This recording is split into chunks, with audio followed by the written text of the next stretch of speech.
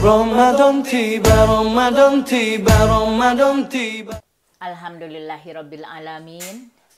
Wabihi nasta'inu ala umurid dunya waddin wa ala alihi wa sahbihi ajmain, amma ba'du.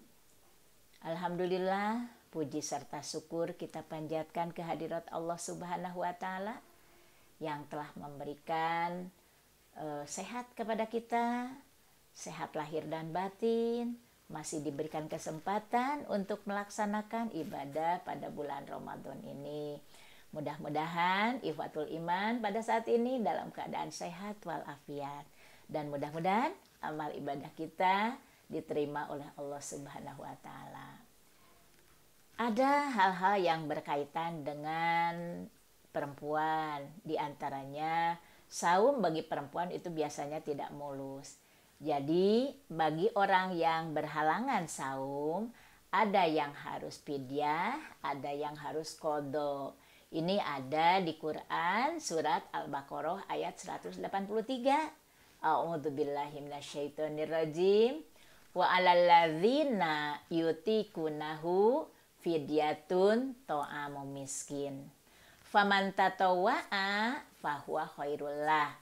Wa antasumu khairul lakum in kuntum ta'lamun.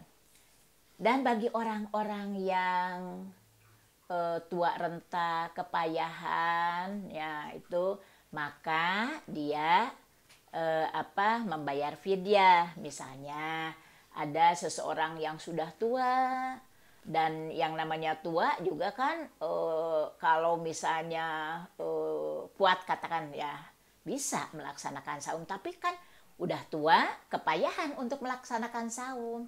Dan apabila dia misalnya nanti dibayar dengan qadha, berarti tahun depan juga kan semakin tua. Jadi di situ kata Allah, fidyatun ta'amu miskin. Jadi bagi orang yang tua renta, yang kepayahan, mungkin bekerja yang keras ya, sehingga dia kepayahan di dalam bekerja juga termasuk yutikunahu ya.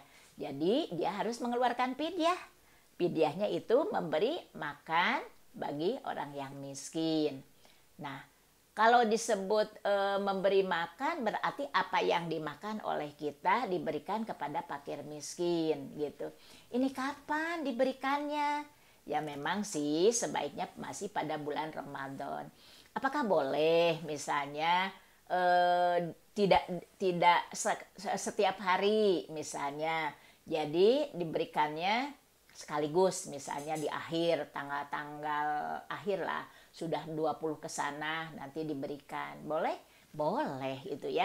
Tapi memang sebaiknya itu diberikannya pada bulan Ramadan, dan itu akan menambah ibadah juga bagi misalnya itu diberikan kepada yang miskin dan dipakai untuk berbuka mereka. Kan itu menjadi pahala, tambah pahala ya. Nah itu.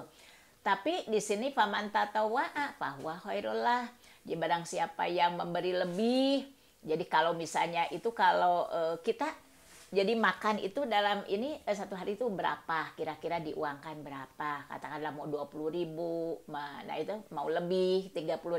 Kalau misalnya cukup yang dimakan oleh kita 20.000, tapi kita ingin hitungannya saya mau ngasihnya 50.000 per harinya, itu silakan, khairul lahum ya, khairul lah. Jadi lebih baik ketika kita memberikannya lebih dari apa yang habisnya kita, misalnya dihitung berapa yang kita habis, tapi ini lebih, itu lebih baik gitu ya. Tapi bagaimana kalau kita saum? Khairul lakum. Jadi kalau misalnya kita saum, bagus bagi kamu ya. Kalau memang kita kuat, meskipun kita misalnya usianya sudah tua tapi kuat, itu bagus bagi kamu. In kuntum ta'lamun, jika kamu mengetahui. Jadi pahala saum itu akan lebih besar gitu ya. Jadi itu diantaranya ya. Nah selanjutnya kan bagi wanita yang masih muda tentunya kan banyak halangan, sepertinya dengan haid. Kalau haid harus apa? Apakah ada kan yang ditinggalkan itu sholat juga saum. Kalau saumnya tidak harus sholatnya tidak harus diqadha, tapi saumnya yang harus diqadha. Alaisa idza hadat lam tusolli walam tasum. Jadi kalau seseorang itu haid, maka tidak boleh saum, tidak boleh sholat, tidak boleh sholat dan tidak boleh saum. Tapi bagaimana? Apa saja yang harus dibalas, dibayar? Jadi ini ada dari Siti Aisyah. Jadi pernah bertanya hal itu kepada Rasulullah. Maka Rasulullah memerintahkan fanu'maru biqodo'is saum walam nu'mar biqodo'is shalah. Kami diperintah untuk mengkodok saum, tapi tidak diperintah untuk mengkodok sholat. Jadi yang dikodok hanya saumnya saja. Jadi bagi yang haid berarti harus ada kodok saum. Tapi kalau yang sudah tua renta, sudah sakit-sakitan ya, nah itu membayar fidyah. Membayar fidyah, memberi makan orang miskin. Tentunya itu kalau sebaiknya dilihat dari dia rajin beribadahnya. Nah itu ya. Selanjutnya bagaimana, kan mungkin saja ada yang hamil ya, ada yang hamil. Mungkin di antara kita ada putra putri kita ada yang hamil. Ini harus bagaimana? Harus qadha apa fidyah? Nah, yang hamil juga yang menyusui itu harus dilihat. Apakah dia mungkin ada kekhawatiran misalnya bayinya sakit atau tidak jadi terganggu, itu boleh dia buka. Nah itu nanti membayar fidyah. Tapi tentunya untuk menentukan itu tidak bisa sembarangan, harus dengan rekomendasi dari dokter ya. Jadi kita misalnya hamil tapi sehat ya, tadi juga kan disebutkan wa antasumu khairul lakum. Jadi ketika kita saum itu lebih baik bagimu.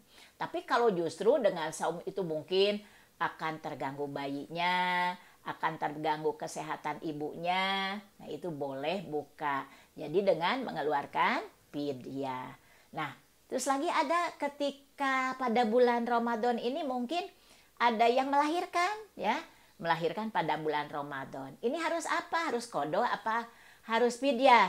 Nah, ketika melahirkan pada bulan Ramadan, nah itu kan ada yang darah nifas, darah yang bersamaan dengan atau mengiringi bayi keluar melahirkan gitu ya. Nah, itu harus qadha. Jadi selama nifas, darah nifas itu dia harus berbuka dan nanti dibayarnya dengan qadha ya. Nah itu.